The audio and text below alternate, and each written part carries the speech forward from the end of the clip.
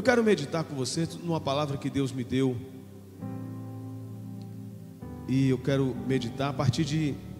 Ontem eu estava ouvindo nossa Stephanie fazer o devocional com os meninos lá na barragem, ontem de tarde. E ela falou nesse texto. E na hora que ela começou a falar, ali, Ricardo, naquela hora o Espírito Santo me deu essa palavra para eu falar nessa manhã. Mas eu quero falar nessa manhã sobre os carregadores de maca. Diga comigo, carregadores de maca. Pastor, quem são os carregadores de maca? Quando você vai no hospital ser atendido, faz um procedimento cirúrgico, precisa ser internado, precisa ser levado às pressas, você lembra de muita gente, mas dificilmente você se lembra de quem carregou tua maca. Quando a gente chega logo, e a gente chega todo desfalecido, colocam a gente numa maca e leva a gente para algum lugar para fazer um procedimento. Deita ele aí, deita ele aí. E aquela maca, pois existem os carregadores de maca no reino de Deus, sabia? Carregadores de maca são aqueles que nem aparecem muito. Carregadores de maca são aqueles que às vezes nem sequer tem uma rede social, que não é visto, que aparentemente não tem importância. Ah, meu irmão, mas tem carregadores de maca que fazem toda a diferença no reino de Deus. Não tenha dúvida disso. A Bíblia, a palavra de Deus, ela nos fala de pessoas que foram carregadores de maca. Caleb, lá no Antigo Testamento, lá no início, em Números capítulo 14, Caleb e Josué foram mandados para espiar a terra prometida. Foram 12. Os 2 foram os únicos que voltaram dizendo: Moisés, a terra é boa, vale a pena a gente ir. Os outros 10 trouxeram uma mensagem negativa. Eles nem apareciam muito até então. Lá no livro dos Reis, segundo o livro dos Reis, capítulo 5, a Bíblia fala de uma outra carregadora de maca, Marilene. Nem aparece o nome dela, mas ela fala para o seu chefe, chamado Naamã, que era leproso, que estava com os dias contados, que vivia uma angústia diária, que já tinha ido em todos os lugares, como se fosse hoje, até a medicina de Israel, até a medicina dos Estados Unidos, do Canadá, e não tinha conseguido nada. Cura para sua lepra. De repente, uma carregadora de maca, que foi levada como escrava, que estava dentro da sua casa. E aí eu faço esse parêntese aqui. Muitas vezes Deus quer usar quem está dentro da nossa casa para ser uma bênção para a gente, e a gente está procurando os de fora. Dentro da sua casa tem alguém que não é dado nem muita importância, e esse alguém é esse alguém que Deus quer usar. Carregadores de maca. Aquela menina estava ali todo dia observando. Um dia ela ouviu falar que o seu senhor era leproso. O que é que ela faz? Chama a patroa dela, Índia, e diz assim: minha senhora, deixa eu falar uma coisa com a senhora. Diga, minha filha. Se o meu senhor estivesse em Samaria, ele fosse lá, ele com certeza seria curado. Porque se o profeta Eliseu impor as mãos sobre ele, orar por ele, ele vai ser curado. Pronto, a gente já conhece o desenrolar da história. Já conhece. E aconteceu o quê? Naamã foi curado por causa de uma carregadora de maca, aquela que não aparece. Você sabia, até para os homens aqui e para as mulheres que entendem, até o time de futebol tem um carregador de maca? Normalmente é aquele atleta que faz a contenção no meio de campo. Eu lembro que a seleção tinha um meio de campo de contenção chamado Dinho.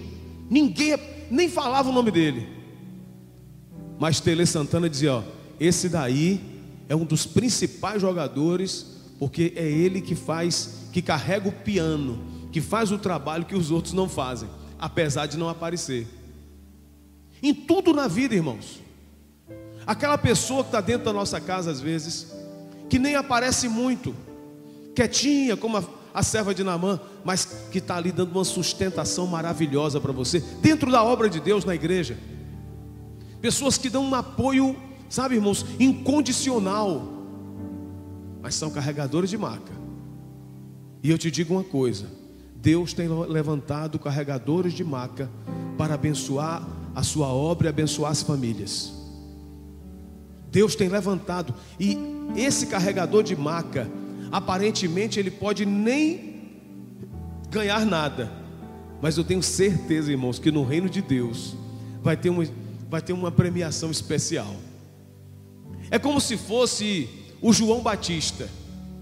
João Batista que diz assim: importa que ele cresça e que eu diminua. Após mim vai vir um que é muito mais do que eu. Inclusive, eu não sou digno nem de desatar as sandálias dos seus pés. Eu já disse a vocês, eu não sou noivo, eu sou amigo do noivo. E o amigo do noivo se alegra com a presença do noivo. Quando Jesus passa, ele diz: eis aí o Cordeiro de Deus, que tira o pecado do mundo. Irmãos, nessa passagem de Marcos capítulo 2, nós encontramos uma passagem bíblica que nos fala a respeito disso. E alguns dias depois, entrou outra vez em Cafarnaum, e soube-se que estava em casa. E logo se ajuntaram tantos, que nem ainda nos lugares junto à porta cabiam, e anunciava-lhes a palavra. E vieram ter com ele, conduzindo um paralítico trazido por... Só até aí. Irmãos, essa passagem das Escrituras nos diz que havia um homem paralítico em sua casa, prostrado em sua maca, não tinha mobilidade, só vivia parado dentro de casa, não tinha uma vida social normal. Mas esse homem tinha uma coisa: amigos. Contrastando com a situação deste homem, se nós fizermos uma viagenzinha rápida a João capítulo 5, nós encontraremos um outro paralítico que está sentado na sua maca também, ou deitado, perto de um tanque chamado Betesda. A diferença é que um paralítico tinha amigos, e o outro paralítico, lá em João capítulo 5, verso 7, diz a Bíblia que ele era só. Porque Jesus falou assim: rapaz, você quer ser curado? O que é que ele diz? Senhor, eu não tenho ninguém. Entendeu, Rose? Olha o que ele diz: eu não tenho ninguém que quando a água é agitada me coloque lá. Vamos fazer um paralelo desses dois? O paralítico do capítulo 2 de Marcos, diz a Bíblia que ele tinha amigos, e que esses amigos resolveram fazer um projeto de engenharia com ele, porque esse paralítico ficou sabendo que Jesus estava na casa. Só que a informação que nos chega de Marcos é que a casa estava tão cheia, tão cheia, tão cheia, que nem na porta, para ficar assim, ó, na porta e levantar, ficar na ponta dos pés, você conseguia ver. Já viu quando todo mundo está querendo ver uma coisa, como é? A gente se esforça, a gente pula, os baixinhos ficam numa luta, e a gente pula, e a gente procura um lugar para subir, para enxergar também. Jesus estava em casa, irmãos, mas estava tudo fechado, não havia condição, possibilidade nenhuma, porque tinha muita gente ocupando o espaço. Sabe o que é que eu quero dizer aqui? Não ocupe espaço sem provocar milagre. Havia muita gente ali, Deus, ocupando o espaço dentro da casa, mas nenhuma delas foi capaz de operar um milagre, fazer-se operação de milagre aquele dia. Porque Jesus espera a gente provocar Ele. Ah, pastor, Deus já sabe o que eu tenho que pedir. Sabe sim, claro que sabe. Mas Deus gosta de ser provocado, chamado. Pedi e dá-se-vos-á. Clama a mim, responder-te-ei.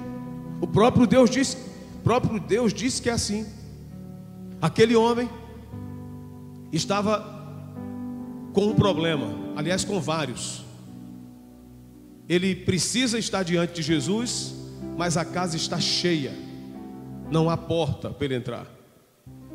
Mas ele tem o quê? Tem amigos. Irmãos, a gente ter amigo é importante, viu? Tem gente que diz assim: pastor, eu sou sozinho no mundo, tenho amigo. Será que o problema está em quem? Porque pelo menos um Pedro, um Tiago e um João a gente tem que ter. Jesus tinha 12 discípulos, mas ele tinha 3 que eram amigos, que ele podia contar as coisas. Tem gente que a gente se relaciona só de forma estratégica, né? Só de forma estratégica, mas não é amigo da gente. Você compra, você vende, você se relaciona comercialmente, até conhece da rua, assim de falar, mas é estrategicamente. Tem outros amigos que não. Tem pessoas que são íntimas da gente, e tem aqueles também que são necessários. A gente tem no nosso convívio porque é uma pessoa necessária. A gente acaba sendo necessário para ele, ele necessário para a gente, mas a gente não quer intimidade com ele. Você tem muito amigo assim, eu tenho também, todos nós temos. Mas esse homem tinha 4 amigos que eram amigos íntimos dele. Porque quando ele chama esses amigos, ele diz assim: rapaz, galera, o negócio é o seguinte, Jesus está na casa, na rua tal, número tal. Eu já mandei uma pessoa ir lá olhar, e disse que eu não posso entrar de jeito nenhum, porque se para entrar sozinho não dá, imagine com uma maca. Vocês podem, por favor, pensar comigo aqui uma maneira de eu chegar lá diante desse Jesus? Irmãos, tem amigos que levam a gente a Jesus, sabia? E tem amigos que deixam a gente sozinho. O homem do tanque de Betesda, o paralítico de Betesda, os amigos que ele tinha deixaram ele sozinho, Marilene. Sozinho. Nem se importaram com ele, Vera. Mas esses amigos não. Eles fazem uma engenharia. Rapaz, a gente foi lá, mediu tudo. A única chance que tem é um negócio diferente. Não sei se tu vai topar. Tu quer entrar pelo telhado? Rapaz, isso não é perigoso não. Não, a gente amarra uma corda em cada canto da cama, e a gente vai aos poucos, cada um. Agora é o seguinte, galera, cada um tem que pegar, tem que descer ao mesmo tempo, porque se essa cama pender para um lado para o outro, ele cai lá em cima do povo. Que a Bíblia diz que foi uma corda, usou uma corda, cada um pegou a sua. Tem amigo que tem corda para ajudar, tem uns que tem para enforcar. Amigos da onça. Irmãos, esses homens pegam este homem, levam ele na casa. Quando chegam na casa, Jesus está pregando, a multidão ali na frente, todas as portas fechadas. E aí, essa palavra de profecia para a sua vida. As portas podem estar fechadas, mas sempre existe um jeito de chegar até Jesus, e sempre existe um jeito de ser abençoado. Aleluia! Todas as portas estavam fechadas para aquele homem. Ele resolveu abrir uma porta onde não se tem porta. A gente não diz assim: esse é o Deus que abre porta onde não? Pois é. E realmente não tinha. Você já ouviu dizer de ter porta em telhado, gente? Eu nunca vi alguém dizer que fez uma porta, Edson, no telhado de uma casa. Pois ele deu um jeito. Insano, como já disse o sábio, é fazer sempre a mesma coisa e querer resultados diferentes. Naquele momento, Dene, ele resolveu abrir, Dilcinho, uma porta diferente, abriu no telhado e começou a descer.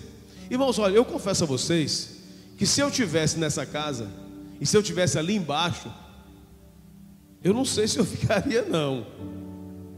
Porque você está aqui dentro, de repente alguém abre um negócio ali e vai cair aqui. Mas a Bíblia diz que ele fez de um jeito, irmãos, ele parou diante de Jesus. Jesus de repente está olhando aquele homem descendo. Jesus deve ter dado uma paradinha de pregar, porque a Bíblia diz assim: Jesus, vendo-lhes a fé, ó Joelma, que ele diz, e Jesus vendo-lhes a fé, primeira coisa que Jesus diz é o que, filho? Estão perdoados os teus pecados. Jesus vai logo na área espiritual, porque eles acreditavam que as pessoas que eram paralíticas eram amaldiçoadas. Então Jesus já vai logo, sabe, irmãos, no calcanhar de Aquiles, e diz: teus pecados estão perdoados. Aí, observe que eu disse que tem gente que ocupa o lugar inutilmente, ocupa o lugar, mas não oferece, mas não vai produzir nada no reino. Ali dentro da casa haviam vários fariseus,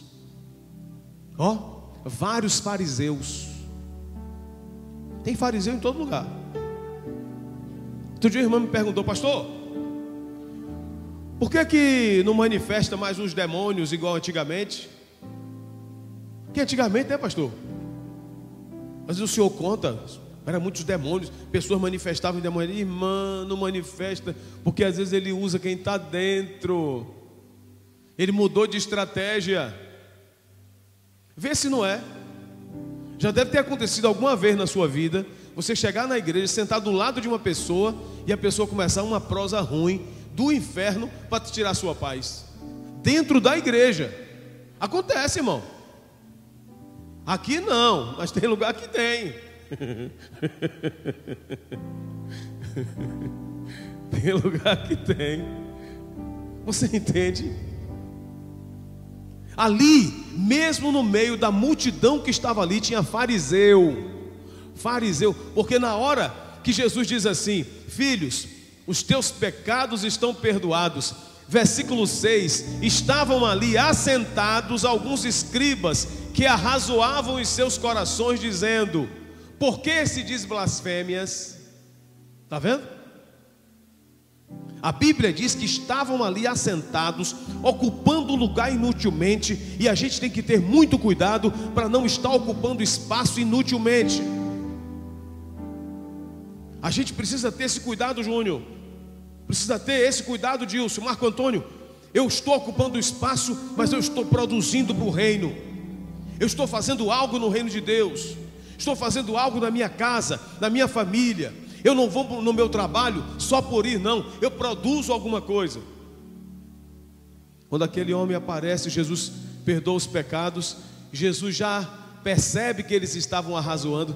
Irmão, você acha, Samara, você acha, William, que Jesus, enquanto ele estava ali na casa, ele não sabia que aqueles homens estavam vindo? Jesus sabia de tudo, Ademir. Ele sabe de tudo. O que está no teu coração aí agora, ó? Ele sabe. Ele sonda, gente. Ele sonda, é sonda, ó.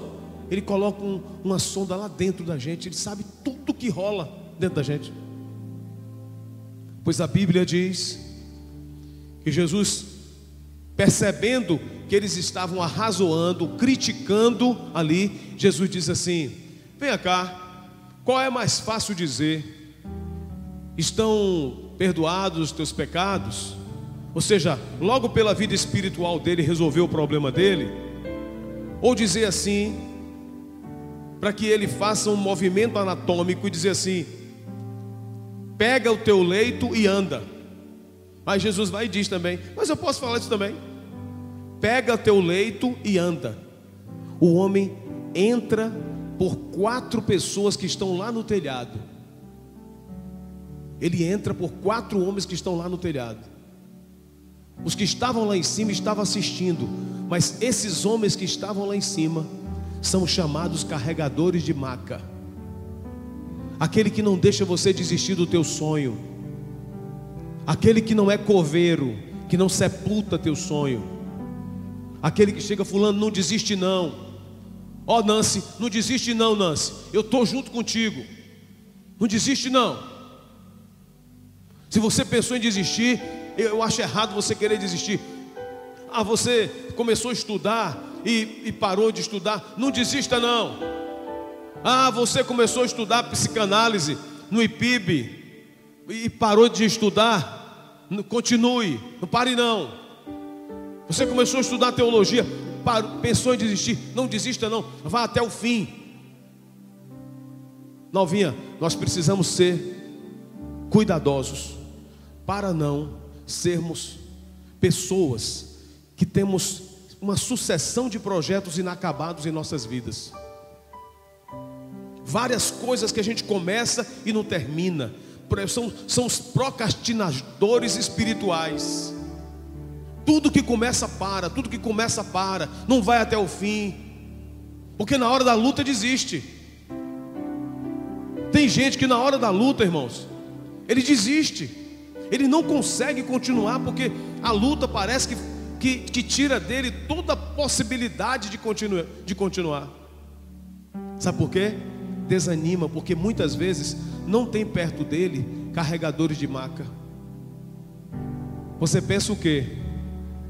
Em 26 anos que nós estamos aqui, quantas pessoas que se comportaram como carregadores de maca e até hoje, e são pessoas extremamente abençoadas. A Bíblia nem fala o nome desses 4 homens, mas eu queria ter 4 amigos assim. Qualquer um de nós queria ter 4 amigos assim, ó. Irmãos, eles foram uníssonos, eles concordaram entre si. Ô velho, eu não vou nessa não, viu? Um podia falar com o outro assim, ó, vou nada. Eu chego lá, esse telhado cai, mata todo mundo. Já viu o negativo como é? Se esse telhado cai e mata todo mundo, não. O outro ia chegar, o outro negativo ia chegar e dizer assim: olha, nós precisamos primeiro fazer um estudo para analisar se o telhado vai comportar nós 4. Então vamos convidar um engenheiro em tal lugar e um arquiteto para ele fazer um estudo. E depois desse estudo, irmãos, na hora que você precisa mesmo de uma ajuda, irmão, tem hora que não dá para pensar não. Tem hora que tem que ser alguém que chega para você e diz assim: fulano, eu vou contigo. Se por acaso alguma coisa der errado, nós estamos juntos do mesmo jeito, mas eu estou junto contigo, pode contar comigo.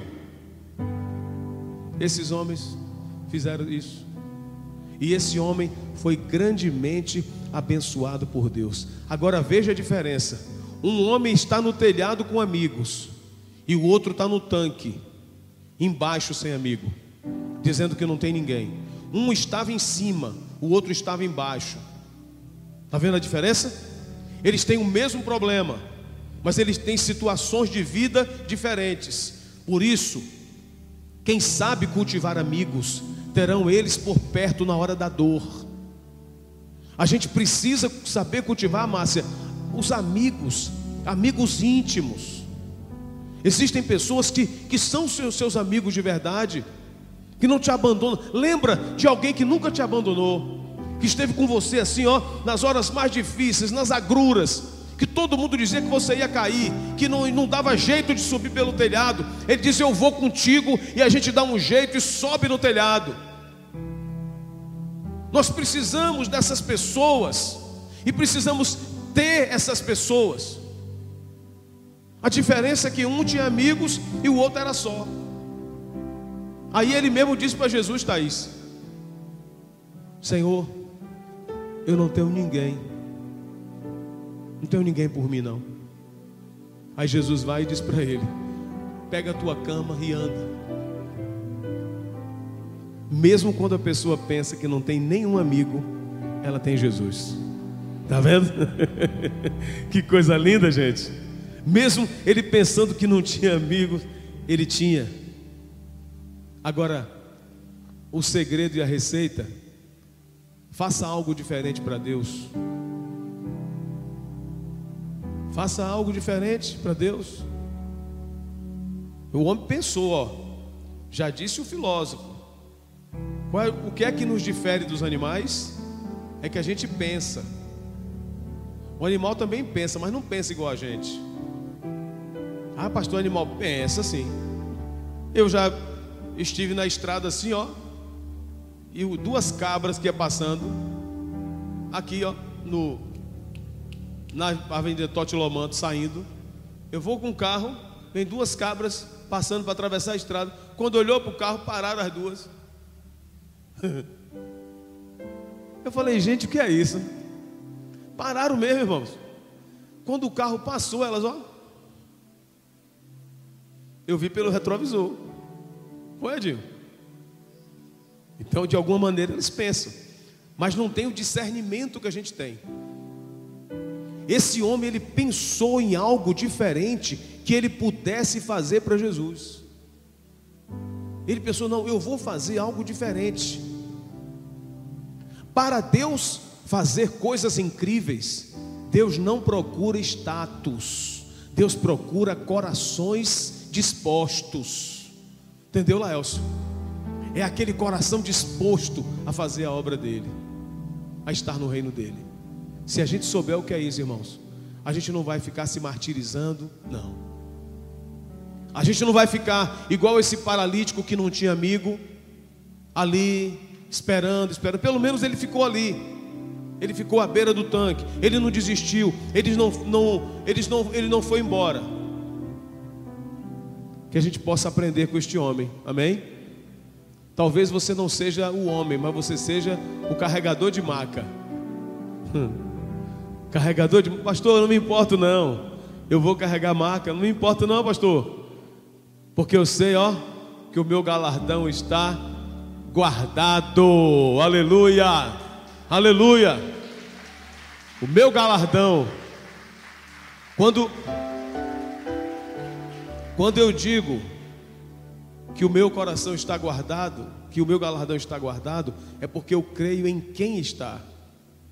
Agora eu te digo em nome de Jesus, não ocupe a terra inutilmente. E saiba que mesmo dentro do lugar onde Jesus está, tem fariseus. Cuidado para você não ser um deles. Pastor, quem é o fariseu? É o da crítica.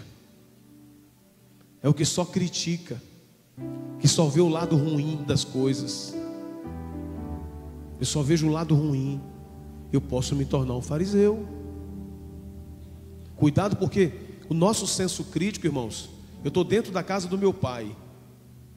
Aí eu vejo alguma coisa que eu não concordo. Ao invés de eu chamar meu pai e conversar com meu pai, eu começo a reclamar por fora. Se eu chamo meu pai com respeito e digo a ele, meu pai, está acontecendo isso, meu pai? O senhor não acha que está errado não? Aí meu pai diz assim, meu filho, não está não, porque foi eu que autorizei ser assim. Ah, então se for o senhor, meu pai, tá bom, tudo bem. E sigo. Mas meu pai, o senhor não acha que isso está errado não? Aí meu pai diz, não, meu filho, não estou achando não. Está certo que é assim mesmo. Vou chamar meus 4 irmãos. Irmão, é o seguinte, o velho está surtando. O velho, bora interditar esse velho. Bora dar um jeito de acabar com ele. Porque esse homem não está mais com as ideias dele. Esse é o quê? Fariseu. Ocupando um lugar inutilmente. Ao invés de construir, trabalha na destruição. Os fariseus são os inimigos da construção. São aqueles que sempre procuram, sabe, de alguma maneira, não apenas ter a sua ideia, mas disseminar a sua ideia. A Bíblia diz que 6 coisas aborrece o Senhor, e a 7ª a sua alma abomina. Sabe qual é a 7ª? O que semeia contenda. No seu trabalho, cuidado, viu, no seu trabalho, porque você pode ser um semeador de contenda no seu trabalho. Cuidado que na sua casa você pode se tornar um semeador de contenda. Porque se alguém chega para mim para falar de Valmar, eu tenho que fazer o quê? Irmão, não é melhor a gente chamar o irmão, não? Porque a gente fica logo sabendo tudo, se é verdade mesmo.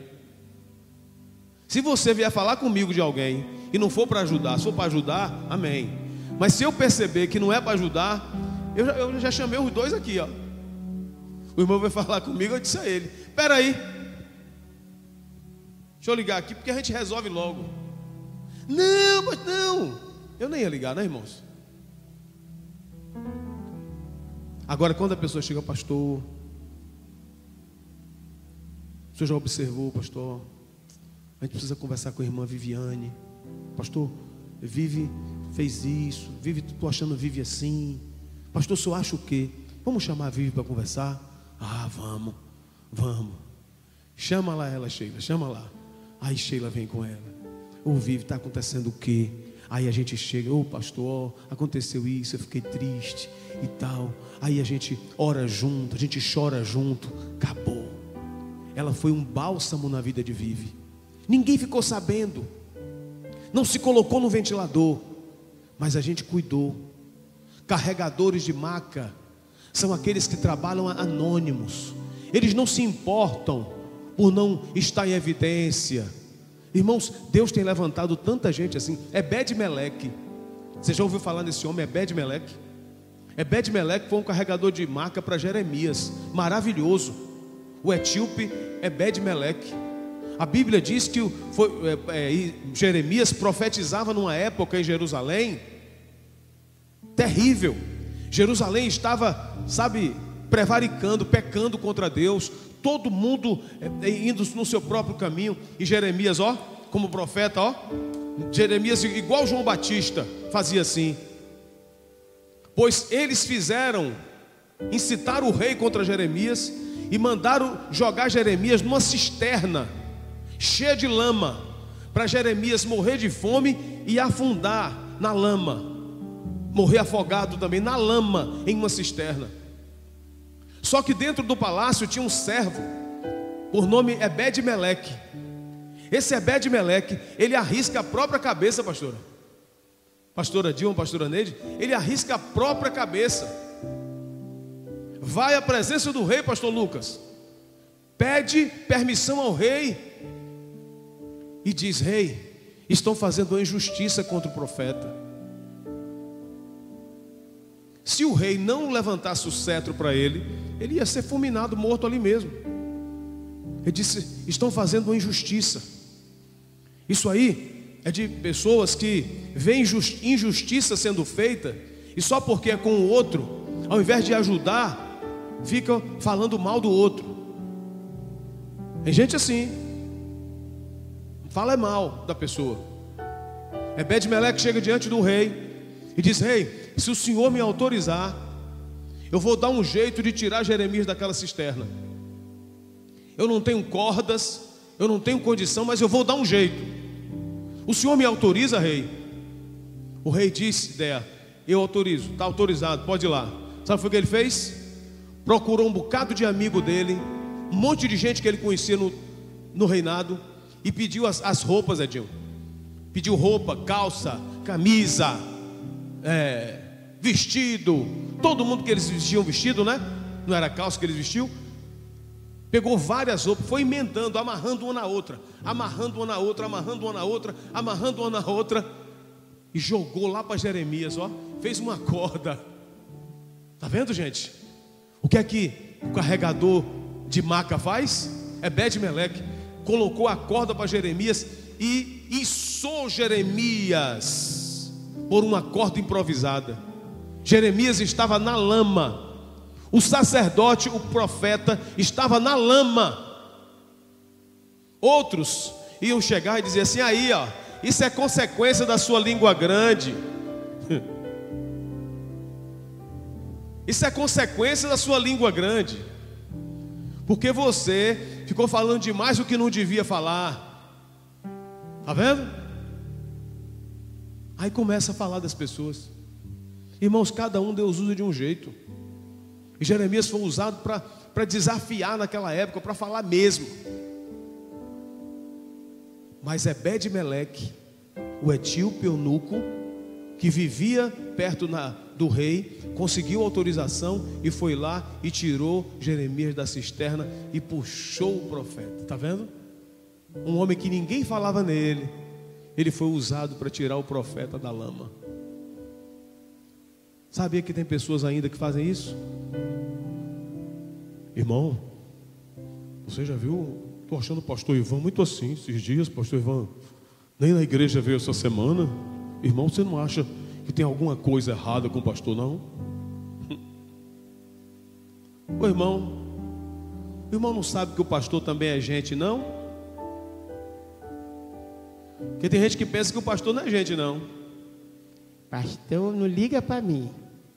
Pastor, às vezes o pastor está doente. Pode adoecer. Você ligou para saber como o pastor está? De vez em quando eu recebo umas mensagens. Meu pastor, ó, tem essa situação. Se o senhor quiser, eu vou junto resolver agora. Ó, eu faço assim, ó. Aconteceu isso aqui na nossa igreja essa semana. Uma pessoa me ligou, falou de uma situação, disse: pastor, mas eu estou aqui. Se o senhor quiser, eu vou resolver agora mesmo. Ebed-Meleque. O pastor estava em casa, tossindo o tempo todo. Pastor tosse. Pastor vai no banheiro. Quando eu era novo na fé, Liz, eu pensava que o pastor não fazia essas coisas, não. Para mim não fazia, não. Eu pensava, será que o pastor... Sabe, irmãos, falando popular, me desculpa aí, será que o pastor caga?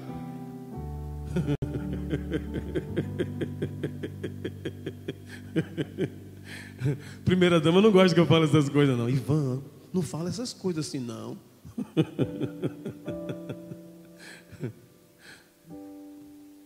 Será que pastor tem necessidade? Será que pastor paga dívida?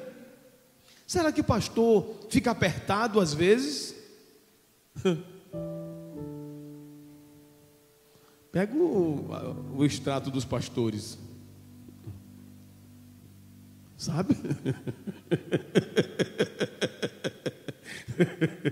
Eu ouvi alguma coisa? Pastor tem tudo, gente.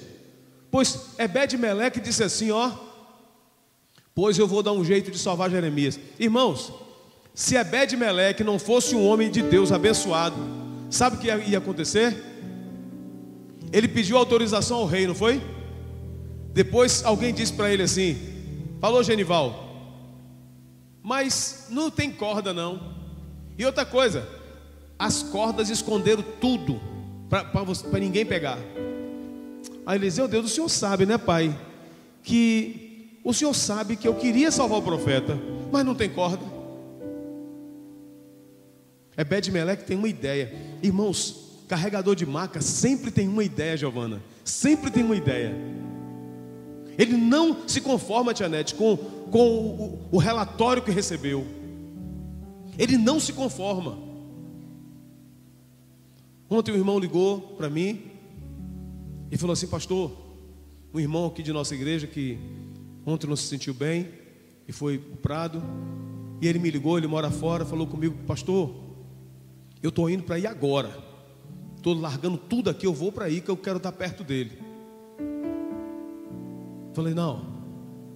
Aí liguei para outra carregadora de maca, Sandra Maria.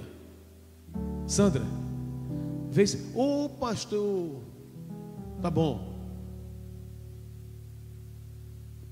Informei para ele. Ele diz: ó pastor, nesse caso eu não vou, mas o senhor pode contar comigo para o que precisar.